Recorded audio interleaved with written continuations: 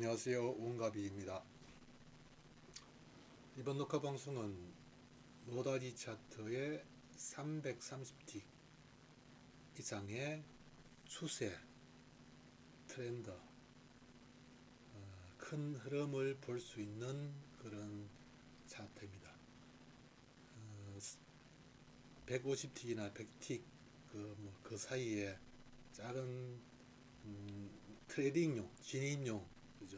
진입용 메인 차트로만 시장을 보게 되면은 큰 흐름을 놓치는 경우가 있죠.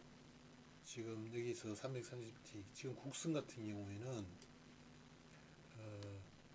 메인 차트, 트레이딩용 차트는 110틱이나 120틱 정도로 보시고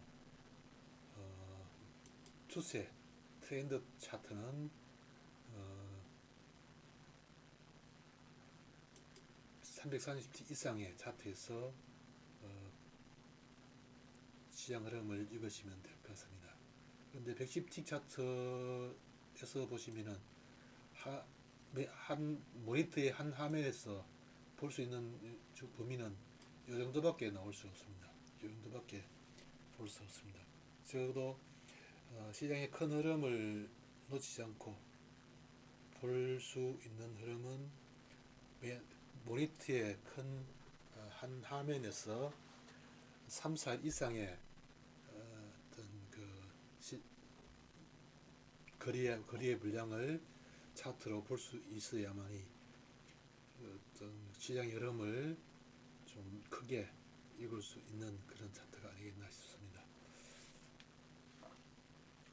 그래서 일단 지금 큰 흐름을 330틱 이상, 그리고 뭐 해성 같은 경우에는 예를 들면 S&P 500 같은 경우에는 메인 차트는 200틱 차트로 두고 추세 차트는 600틱 이상의 차트에서 보시면 될 것 같습니다. 그 3배수 정도로, 메인 차트의 3배수 정도로 틱을 두고 보시면 될 것 같고, 먼저 국내 선물을 알려드리면은 이 중간에 있는 이 선들이 지저 평균선입니다. 하루에 매매에 있어서 지저 평균선 위에 있느냐 아래에 있느냐, 그렇죠? 위에 있으면 저는 매수가 강한 영역이죠. 지수와 매수가 있는 영역. 자, 그러면 그것을 지저 평균선을 기준으로 해서 위로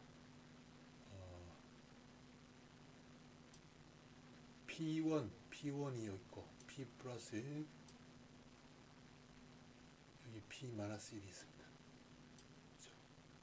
그 한 단계 위에서는 P2가 있고 P3가 있습니다.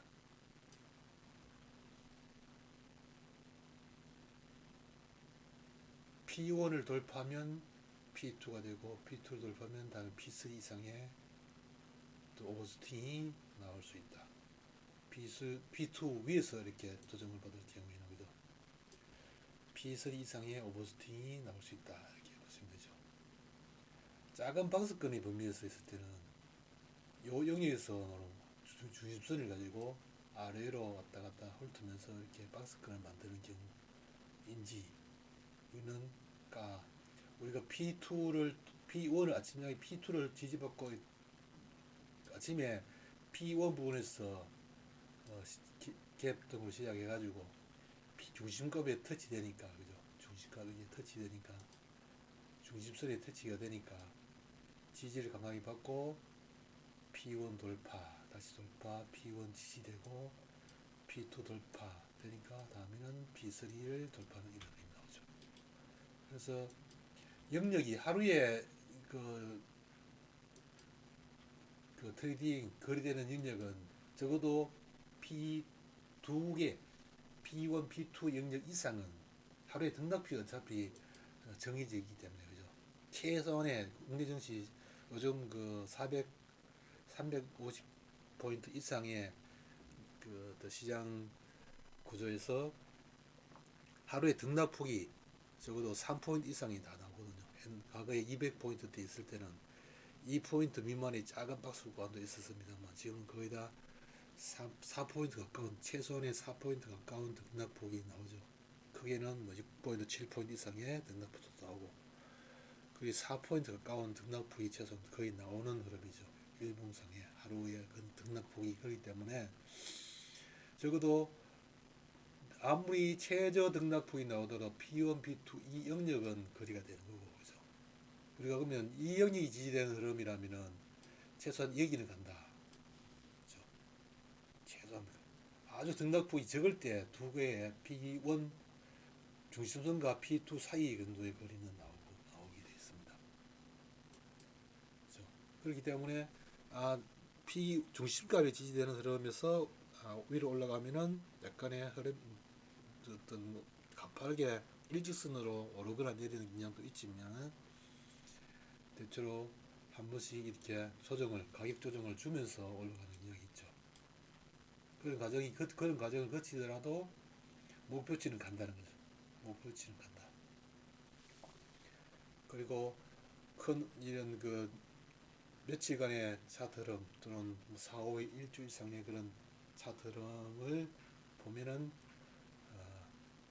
적어도 목표치가 어느 정도인지, 우측에 보시면 일봉이 하나 다시 들어가 있습니다. 일봉을 보시면은 오늘 목표치는 이 정고점 이 부분에서 휘발유 마지막 고점을 만들 가능성이 있다, 이렇게 오늘도 읽을 수 있죠. 그죠?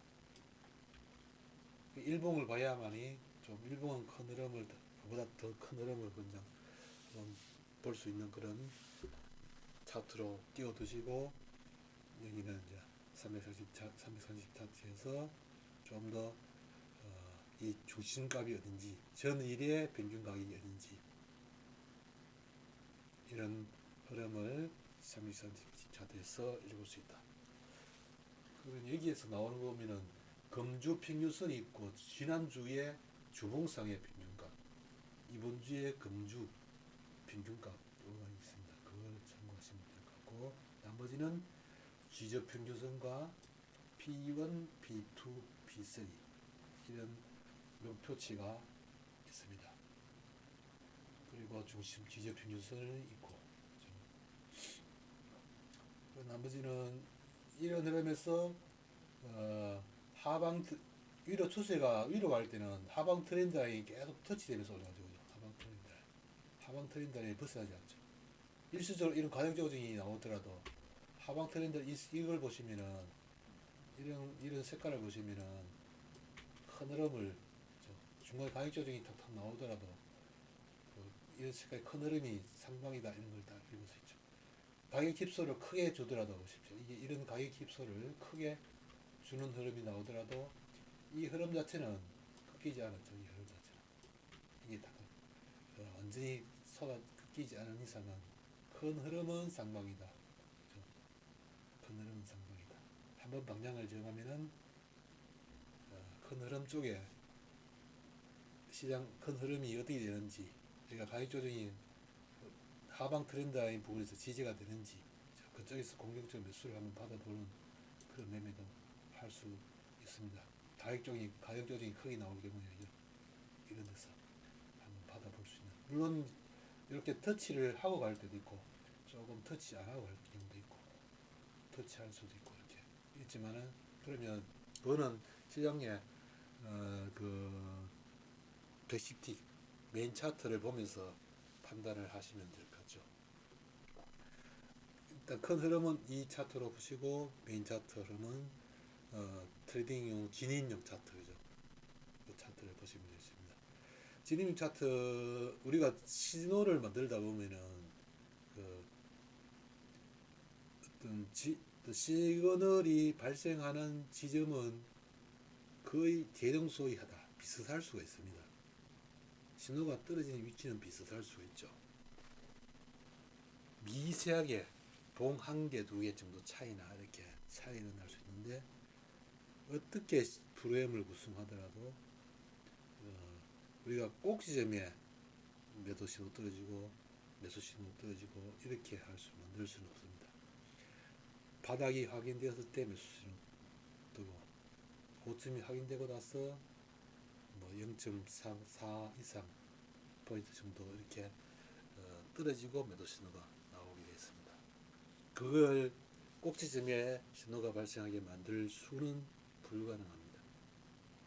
그렇게 하다 보니 너무 신호를 너무 민감하게 만들게 되면 어떤 잡신호가 너무 발생하게 되고 조금 둔하게 만들다 보면은 좀 신호가 너무 늦게 떨어지는 경우가 있죠. 그래서 그 절충선은 어느 정도 잡아고 나서 그러면 그 신호 안에서 우리가 중요한 것은 진입의 자리를 어디서 할 것인가.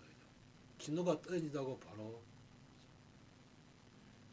진입하는 것보다는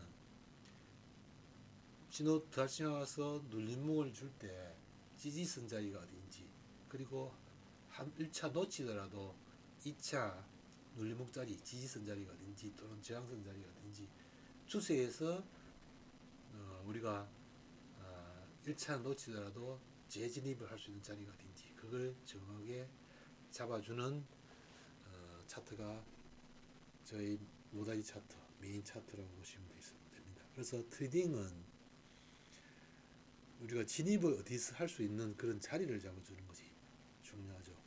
신호가 비슷하게 나온다 그런 의미가 없습니다.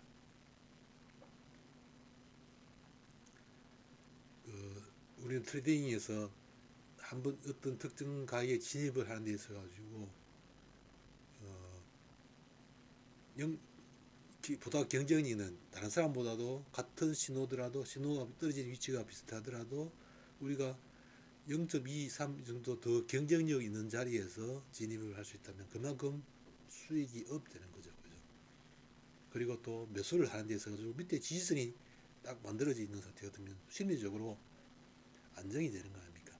우리가 밑에 아무 그 받침대 지지선 자리가 안 보이는데 그냥 많이 빠졌으니까 매수를 하겠다. 이러다 보면은 뭐 항상 그 추가 하락이 나올 수 있고 그런 위험이 도출되어 있는 거죠. 심리적으로 지지선 자리, 저거 지지선 무너지면 손절하겠다 이런 눈치가 딱 세워져 있는 거 아닙니까? 그래서 우리는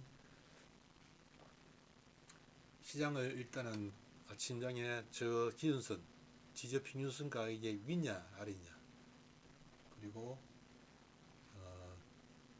트렌드 라인의 큰 흐름이 상방을 가리키느냐 하방을 가리키느냐, 이런 라인이 현재의 가격 거래량의 트렌드 라인, 이런 추세 트렌드 라인의 어떤 흐름을 위에 있느냐 아래에 있느냐, 그걸 딱 보시면 저 매수 아침장에 이렇게 시작되었으니까 갭등이지만은 2포인트 이상의 갭등이지만은 눌림목 줄 때 지선 정도에서 매수를 봐야 된다.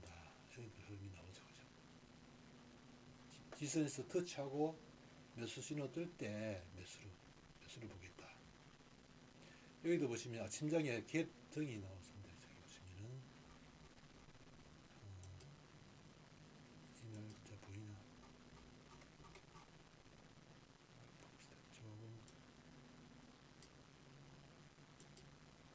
아침장에 이렇게 갭등이 나오는 상태에서 그러면 흐름 자체는 트렌드 라인 위에서 있죠.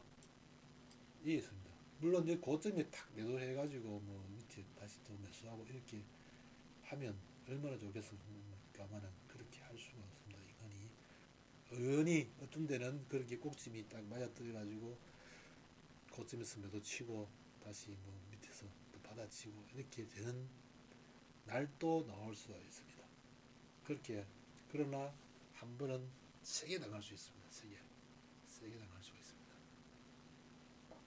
그렇기 때문에 꼭지점 매매의 장점도 있습니다만은 그 피해가 규모가 클 수가 있기 때문에 기준을 잘 갖고 눌림을 자리가 어딘지 큰 흐름을 상방이다. 그러면 조정을 받고 매수 신호 뜰 때 이렇게 매수하겠다. 큰 흐름은 상방이다.